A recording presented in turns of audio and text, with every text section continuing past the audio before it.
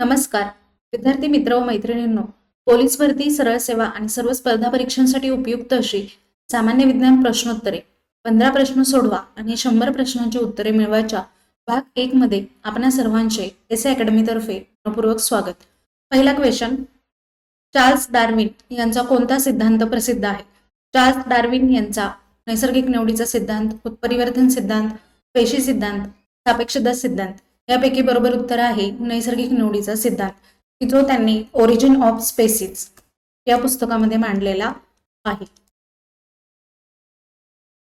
या सिद्धांतानुसार जे सजीव बदलत्या पर्यावरणाशी जुळवून घेतात आणि अधिक सक्षम होतात तेच जगतात, असा हा चार्ल्स डार्विन यांचा नैसर्गिक निवडीचा सिद्धांत आहे. आता उत्परिवर्तन सिद्धांत हा कोणी मांडला आहे? उत्परिवर्तन सिद्धांत ह्युगो डी व्रीस या शास्त्रज्ञाने मांडला आहे.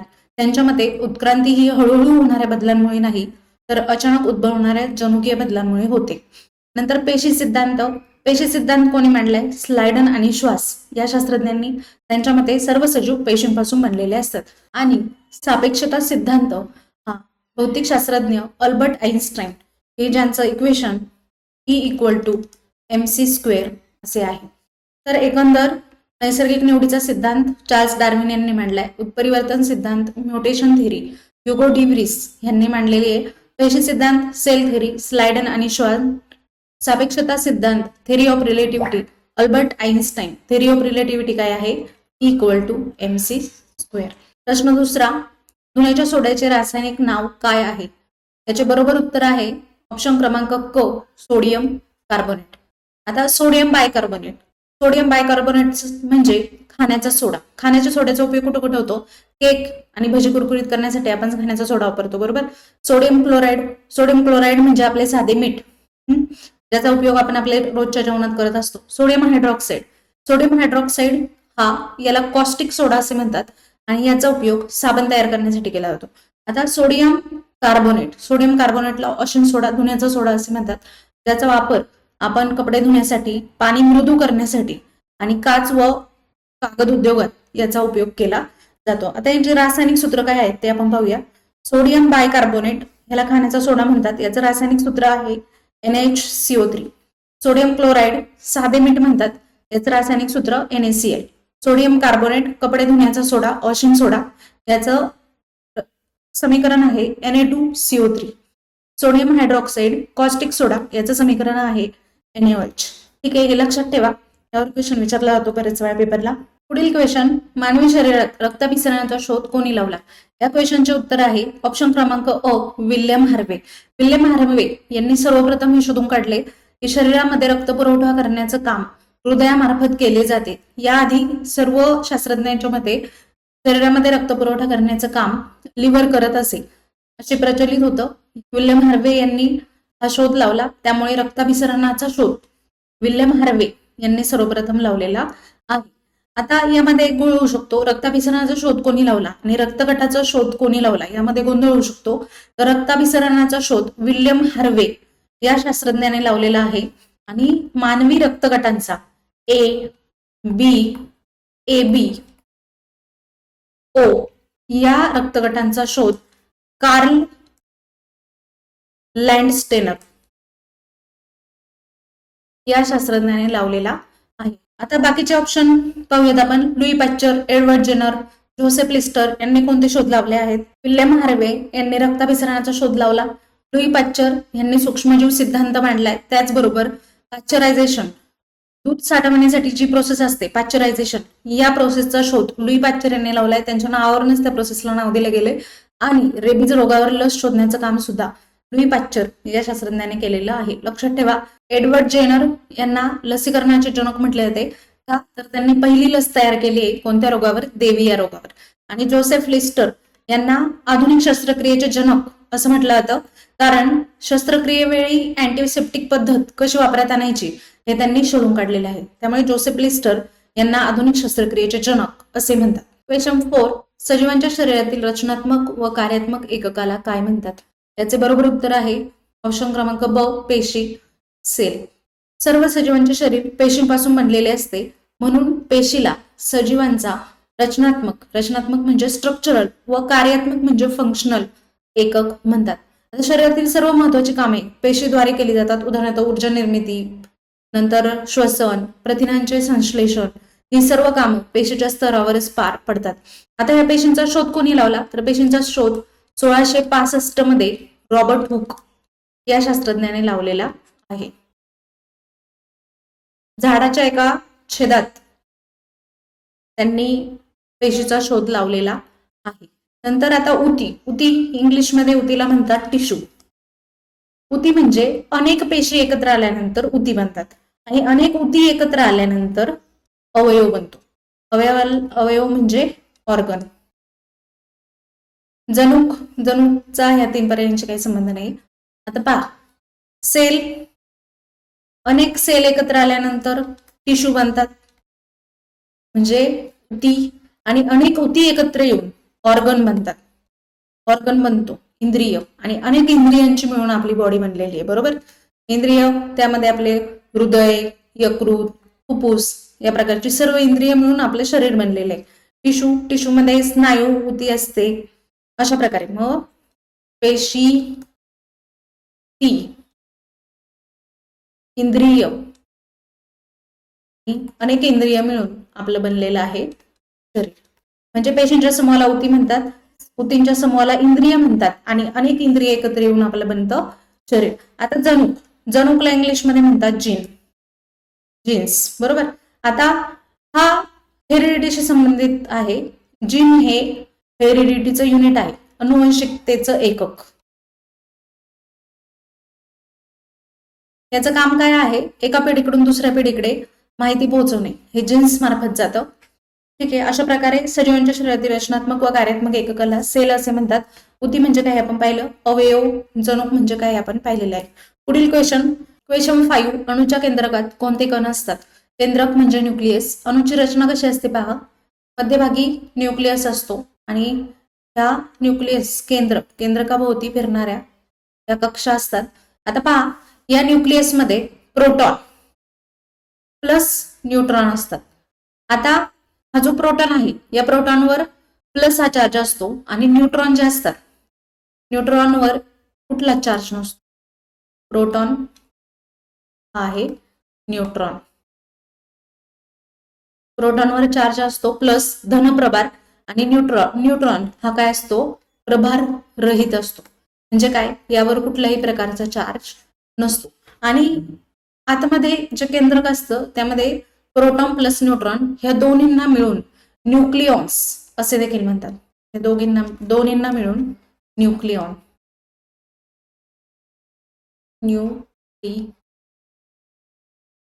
असे म्हणतात. मग अणूच्या केंद्रकामध्ये कोणते कण असतात? तर प्रोटॉन व न्यूट्रॉन. ऑप्शन क्रमांक ब, प्रोटॉन व न्यूट्रॉन हे या क्वेश्चनचे बरोबर उत्तर आहे. आता इलेक्ट्रॉन काय असतात? तर या न्यूक्लियसच्या बाहेर इलेक्ट्रॉन फिरत असतात.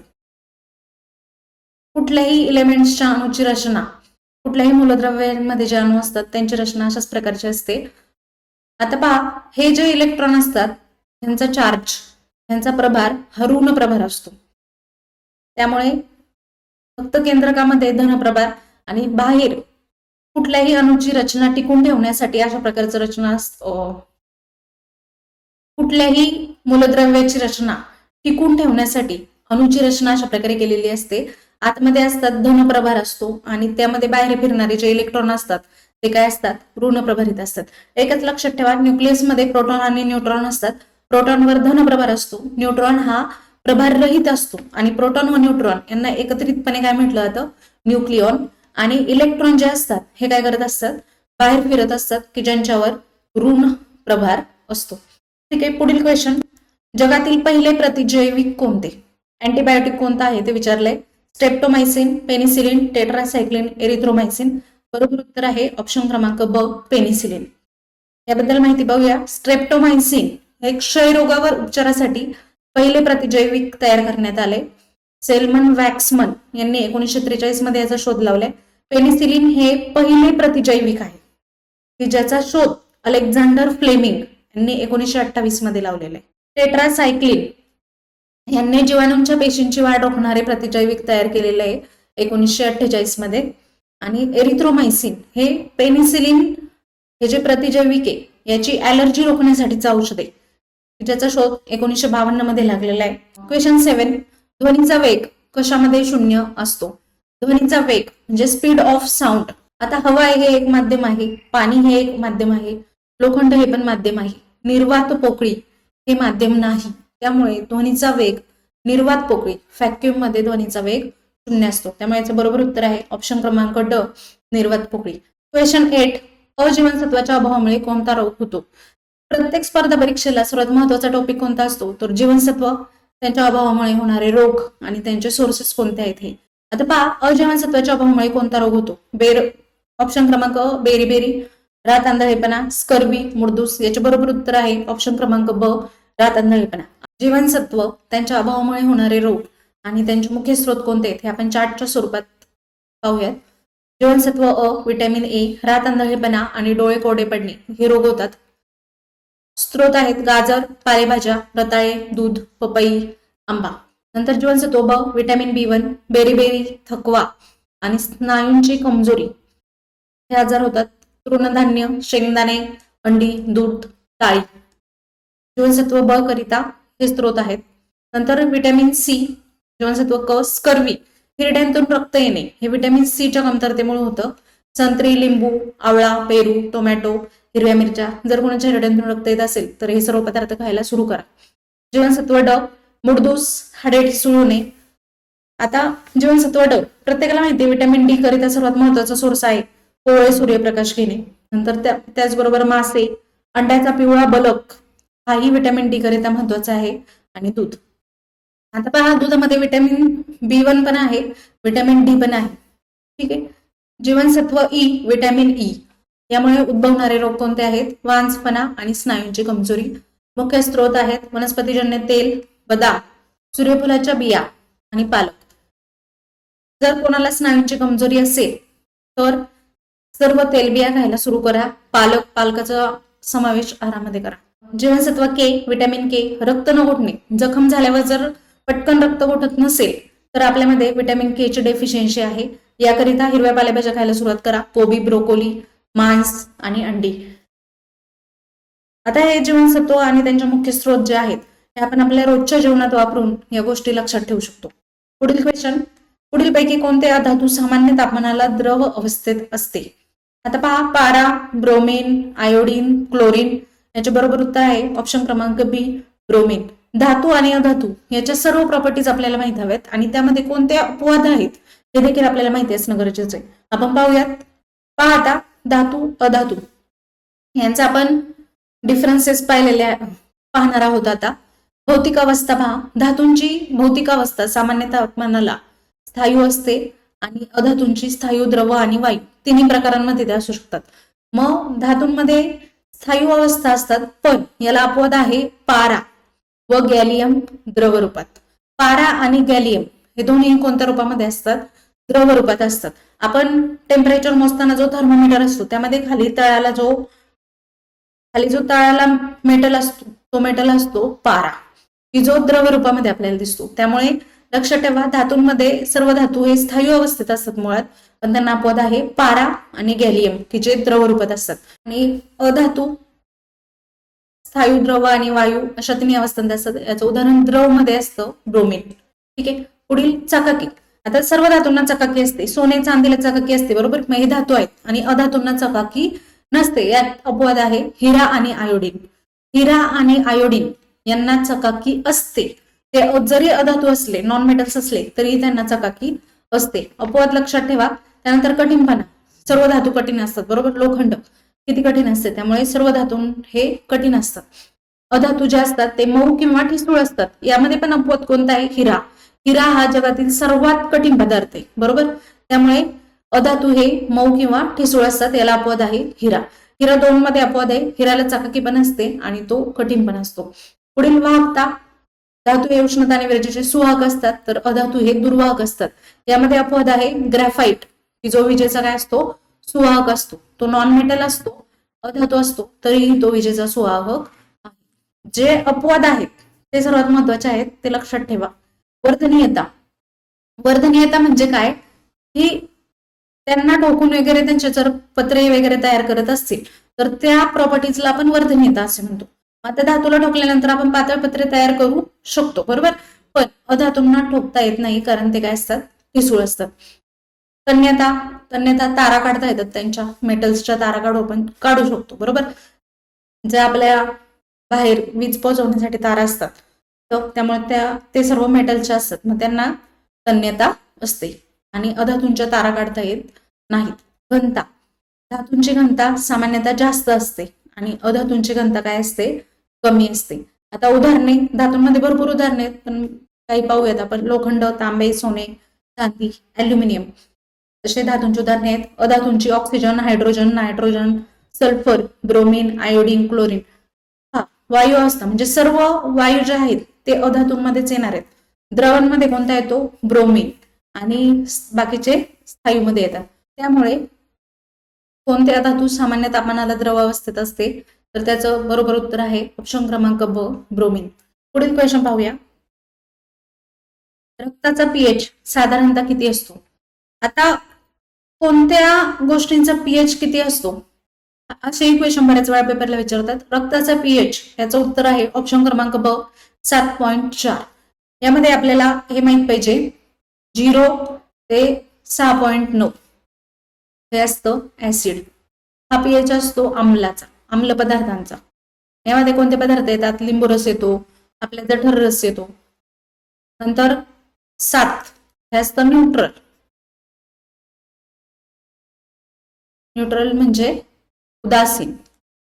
त्याचं उदाहरण आहे शुद्ध पाणी, की ज्याचा पीएच हा 7 असतो. आणि नंतर 7 ते 14 म्हणजे 7.1 पासून 14 पर्यंत हे असतो आम्लारी. याला म्हणतात बेस. अशा प्रकारे पीएचचं डिव्हिजन केलेलं असतं. आता पहा, रक्ताचा पीएच हा जनरली 7.35 ते 7.45 दरम्यान असतो, पण सरासरी आपण 7.4 मानतो. ठीक आहे. आता आपण कोणत्या पदार्थांचे पीएच किती असतात काय हे पाहूयात. पहा, पीएच व्हॅल्यू 0 ते 2 मध्ये जर पीएच व्हॅल्यू असेल तर त्याला तीव्र आम्ल म्हणायचं. आपण पाहिले 7च्या वरती जे असतात ते सर्व काय असणार आहेत, आम्ल, बरोबर. आणि 7च्या खाली जे असतात ते सगळे काय असणार आहेत, आम्लारी. आता पहा, 0 ते 2 पर्यंत असतात त्यांना तीव्र आम्ल म्हणतात. यामध्ये कोणते येतात, जठररस, आपल्या पोटामध्ये जे ज्युसेस असतात गॅस्ट्रिक ज्यूस ते त्यामध्ये येतात. बॅटरी ऍसिड हे तीव्र आम्लाचं उदाहरण आहे. नंतर 2 ते 4 हा 2 इथे नाही पकडायचा, 2 इकडे पकडायचा, इथे शक्यतो 1.9 पर्यंत. ठीक आहे. प्रत्येक याच्यामध्ये तसं असणार आहे. 2 ते 4 यांना आम्ल म्हणतात, म्हणजे इथं आम्ल असतात ते 0 ते 2 पर्यंत ते तीव्र पद्धतीचे असतात. 2 ते 4 मध्ये नॉर्मल लेवल असते. याचं उदाहरण आहे लिंबू रस, विनेगर, संत्र्याचा रस. नंतर 4 ते 7 मध्ये म्हणजे 4 ते जवळजवळ 6.9 पर्यंत, इथे 2 ते 3.9 पर्यंत, 4 ते 6.9 सौम्य आम्ल, वीकली ऍसिडिक. याच्यामध्ये टोमॅटो रस येतो, कॉफी येतो, दूध येतं, लघवी येतं. लक्षात ठेवा, लघवीचं पीएच 4 ते 7च्या दरम्यान असणार आहे. 7 उदासीन, न्यूट्रल. शुद्ध पाण्याचा जो पीएच आहे तो 7 असतो. ही गोष्टही लक्षात ठेवा, महत्वाची आहे. 7 ते 8 सौम्य अल्कली म्हणतात त्यांना. ज्याप्रमाणे वरती सौम्य आम्ल होतं त्याप्रमाणे इथं काय आलं, सौम्य अल्कली.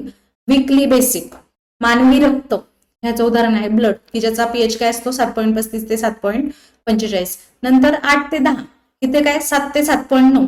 नंतर 8 ते 10 यामध्ये अल्कली बेसिक, खाण्याचा सोडा, समुद्राचे पाणी हे बेसिक मध्ये येतात. खाण्याचा सोडा, बेकिंग सोडा हा नेहमी बेसिक मध्ये असतो. लक्षात ठेवा. 10 ते 13, 10 ते 12.9 तीव्र alkali, strongly basic. Milk of magnesia हे याचं उदाहरण आहे अमोनिया सोल्युशन. आणि 13 ते 14 अतितीव्र अल्कली, तीव्र आम्ल होतं त्याप्रमाणे तीव्र अल्कली. यामध्ये अतितीव्र अल्कली देखील असतात, ड्रेन क्लीनर आणि कॉस्टिक सोडा. पुढील क्वेश्चन पाहूया आपण. मानवी शरीरातील सर्वात मोठी ग्रंथी कोणती? स्वादुपिंड, जठर, यकृत, लाळ ग्रंथी.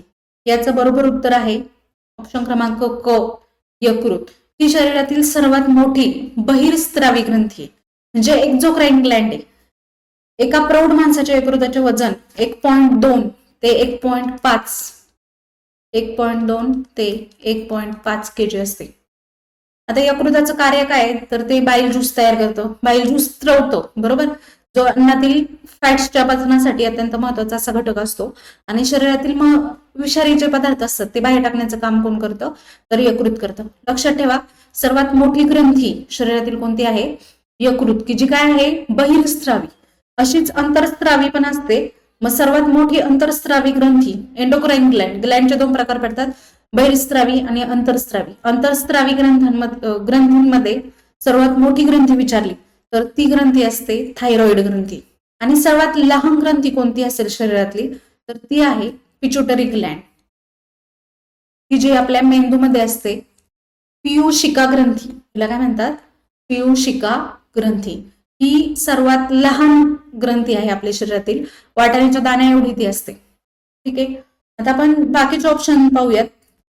पहा, यकृत, लिव्हर सर्वात मोठी ग्रंथी आहे, पित्तरस बाईल ज्यूस तयार करते आणि रक्तातील विषारी घटक बाहेर काढते. नंतर स्वादुपिंड, पॅन्क्रियाज, ऑप्शन क्रमांक अ, पॅन्क्रियाज. पॅन्क्रियाज ही शरीरातील दुसरी सर्वात मोठी ग्रंथी आहे. ती काय करते, इन्सुलिन तयार करते आणि पचनासाठी एन्झाईम्स पुरवते.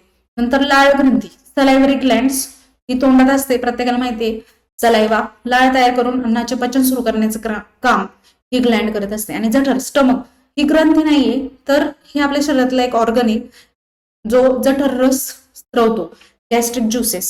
आपण मगाशी पाहिलं होतं, गॅस्ट्रिक ज्युसेस कशामध्ये येतात, ऍसिड्स मध्ये येतात, बरोबर. जठर रस, तीव्र आम्ल, 0 ते 2 हा त्यांचा पीएच असतो. पुढील क्वेश्चन नंबर 12, लोखंडाचा गंज रोखण्यासाठी त्यावर कशाचा थर दिला जातो. हा आपल्या घरामध्ये लोखंडावर प्रत्येक ठिकाणी कलर दिलेला असतो. हा कलर त्यासाठीच दिलेला असतो, गंज रोखण्यासाठी. त्या कलर मध्ये कशाचे प्रमाण असते, तर जस्ताचे प्रमाण असते. ऑप्शन क्रमांक क, जस्त. आता हा कलर देण्याचं कारण काय, लोखंड की जो ओलावा आणि हवेच्या संपर्कात आला तर पटकन रिॲक्ट होतो, बरोबर. मग ह्या लोखंडापेक्षा आणखी पटकन रिॲक्ट होणारा जो धातू आहे त्याचं कोटिंग त्यावर केलं तर तो धातू पहिला रिॲक्ट होणार आणि लोखंड आतमध्ये सेफ राहणार आहे, बरोबर.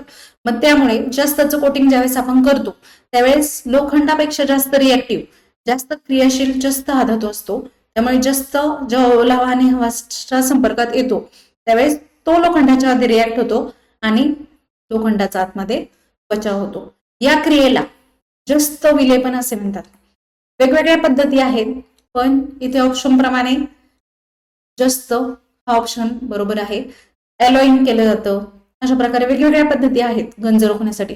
जस्त विलेपन याला इंग्लिशमध्ये गॅल्व्हनायझेशन प्रोसेस म्हणतात, गॅल्व्हनायझेशन. पुढील क्वेश्चन, केपलरचा पहिला नियम कशाशी संबंधित आहे. केपलरचे 3 नियम असतात आणि केपलरचे 3ही नियम हे ग्रहांशी संबंधित आहे, त्यामुळे बाकीचे ऑप्शन पाहायचीच गरज नाही. ऑप्शन क्रमांक अ, ग्रहांच्या गतीशी, हे याचे बरोबर उत्तर आहे.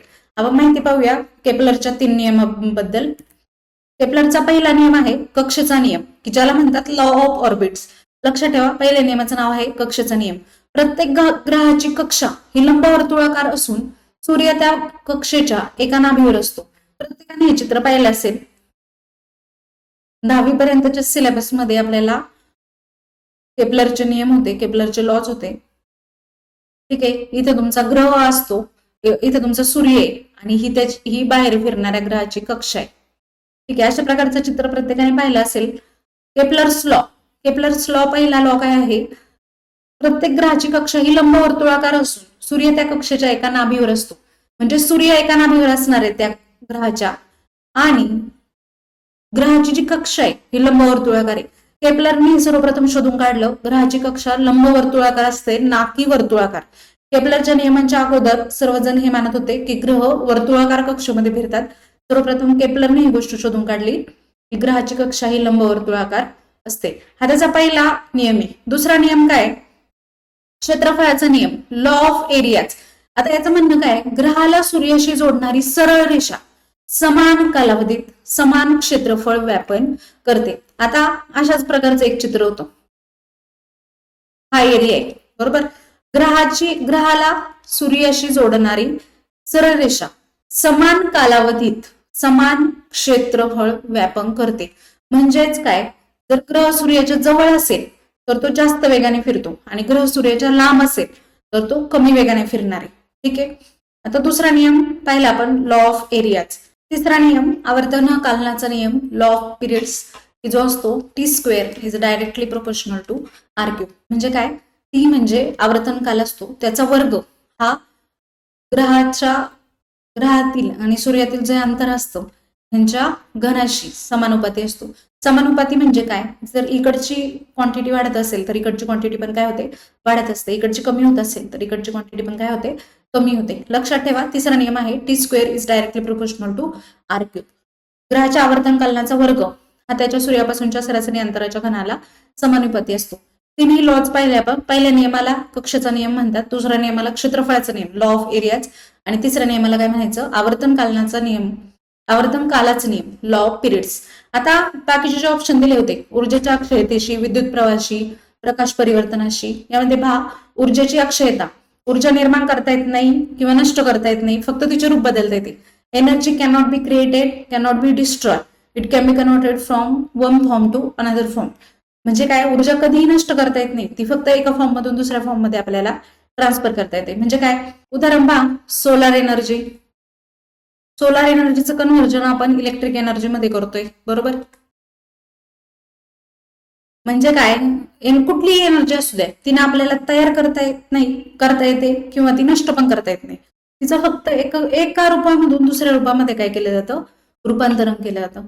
विंड एनर्जी असते, त्या विंड एनर्जीचं कन्व्हर्जन ही आपण इलेक्ट्रिक एनर्जी मध्ये करतो, बरोबर. म्हणजे वेगवेगळ्या एनर्जीचे त्यांचं फक्त एकामधून दुसऱ्या स्वरूपामध्ये कन्व्हर्जन करता येतं.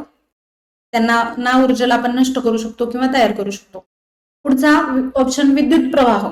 आता विद्युत प्रवाह हा ओम्स लॉशी संबंधित आहे, याचा केपलरच्या लॉशी काही संबंध नाही. प्रकाश परिवर्तन हे परावर्तन आणि अपवर्तनांच्या नियमाशी संबंधित आहे. लक्षात ठेवा, केपलरचे तिन्ही लॉज हे ग्रहाशीच संबंधित आहे, त्यामुळे केपलर हा शब्द दिसला की ग्रह डोक्यात आला पाहिजे. पुढील क्वेश्चन, पाण्याचे रासायनिक सूत्र काय आहे. रासायनिक सूत्र आपल्याला विचारले गेले जातात पेपरला बरेच वेळा. पाण्याचे रासायनिक सूत्र ऑप्शन क्रमांक ब H2O, याचे बरोबर उत्तर आहे CO2. हे कसले आहे, कार्बन डायऑक्साईड. डाय ऑक्साईड, डाय का म्हणतात, कारण दोन आहेत, बरोबर. NaCl, ऑक्सिजन इथे दोन आहेत त्यामुळे कार्बन डायऑक्साईड. CO2, कार्बनचा C, ऑक्सिजनचा O. NaCl त्याला सोडियम क्लोराईड म्हणतात. आपण पाहिले वॉशिंग सोडा ते पाहताना, सोडियम क्लोराईड. सोडियम क्लोराईड हा काय आहे, खाण्याचं मीठ. NaCl जे आपण रोजच्या जेवणात वापरतो ते. HCl हे असतं हायड्रोक्लोरिक ऍसिड.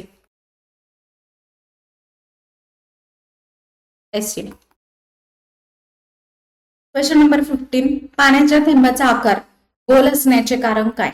तर पहा, घर्षण. घर्षण हा ऑप्शन नसू शकतो, कारण का, घर्षण जर झाले, दोन पृष्ठभागांमध्ये घर्षण झालं म्हणजेच काय, ते त्यांच्या गतीला विरोध करतात, बरोबर. त्यामुळे थेंबाच्या आकाराशी त्याचा काही संबंध येणार नाही, त्याचा संबंध गतीशी.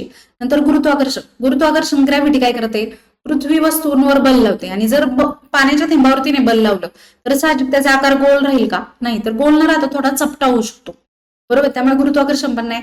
नंतर घनता. घनता म्हणजे काय, घनता density. Density equal to mass divide volume, बरोबर.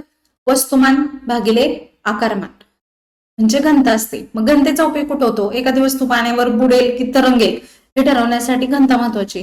मग उरलेला ऑप्शन आहे ऑप्शन क्रमांक ब पृष्ठताण, की जे या क्वेश्चनचं बरोबर उत्तर आहे. पृष्ठताण काय करतं नक्की, कसं काय पाण्याच्या थेंबाचा आकार गोल असतो, तर पहा, पाण्याचा थेंब हा काय आहे, द्रव रूपात असतो, बरोबर. आणि द्रव रूपामध्ये रेणू एकमेकांना आतल्या बाजूने ओढत असतात, ठीक आहे. कारण द्रव रूपाला स्पेसिफिक आकार असतो का, नाही, मग काहीतरी आकार असावा. यासाठी द्रव रूपातले रेणू एकमेकांना आतमध्ये ओढत असतात. मग तो पृष्ठभाग आतमध्ये ओढून ओढून कमीत कमी आकार व्यापण्याचा प्रयत्न करतो, आणि सर्व आकारांमध्ये कमीत कमी क्षेत्रफळ कोणता आकार व्यापतो, तर तो गोल व्यापतो, स्पियर. त्यामुळे पाण्याच्या थेंबाचा आकार हा गोल असण्याचं कारण आहे पृष्ठताण, सरफेस टेन्शन. आता आपण 15 प्रश्न सोडवलेले आहेत, आणि हे 15 प्रश्न सोडवत असताना प्रत्येक ऑप्शनचं जे आपण अनालिसिस केले, हे अनालिसिस करून आपण जवळजवळ 100+ क्वेश्चनची उत्तरे मिळवलेली आहेत. याचा प्रामाणिक हेतू एकच आहे, आपल्या सर्व स्पर्धा परीक्षा करणाऱ्या विद्यार्थ्यांना सामान्य विज्ञानाची भीती कुठे ना कुठेतरी असते, ती भीती कमी व्हावी या हेतूनेच ही सिरीज आपण सुरू केलेली आहे. जर तुम्हाला ही सिरीज आवडत असेल तर आपल्या चॅनलला SA अकॅडमीला लाईक करा, शेअर करा, कमेंट करा, आणि सबस्क्राईब देखील करा. धन्यवाद.